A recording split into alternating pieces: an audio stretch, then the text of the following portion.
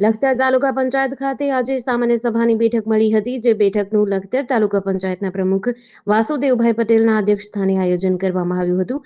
જે બેઠક વર્ષ 2026-27 માટેનું બજેટ રજૂ કરવા માટે મળેલ સામાન્ય સભામાં નાયબ હિસાબનીશ કે.ડી. શિયાણિયાએ ₹42.57 કરોડનું બજેટ રજૂ કર્યું હતું, જે બજેટને સર્વાનુમતે મંજૂર કરવામાં આવ્યું હતું, જેમાં વિવિધ વિકાસના કામોને આવરી લેવામાં આવ્યા છે.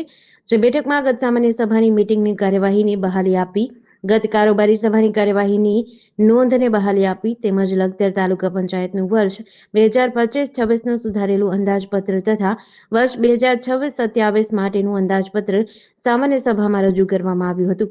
મળેલ સામાન્ય બેઠક દરમિયાન વર્ષ 2026-27ના 42.57 કરોડની પુરાંતવાળા બજેટને સર્વાનુમતે મંજૂર કર્યું હતું.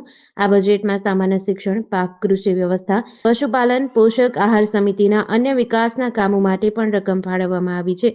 જે સામાન્ય સભાની બેઠકમાં લખતર તાલુકા વિકાસ અધિકારી, લખતર તાલુકા પંચાયત પ્રમુખ વાસુદેવભાઈ પટેલ, લખતર તાલુકા પંચાયત કારોબારી ચેરમેન અજયસિંહ રાણા, ન્યાય સમિતિ ચેરમેન મધુબેન મકવાણા, લખતર નાયબ તાલુકા વિકાસ અધિકારી વીજી પટેલ, નાયબ હિસાબનીશ કે.ડી. શિયાણિયા સહિતના અધિકારીઓ તેમજ તાલુકા પંચાયતના સદસ્યો ઉપસ્થિત રહ્યા હતા.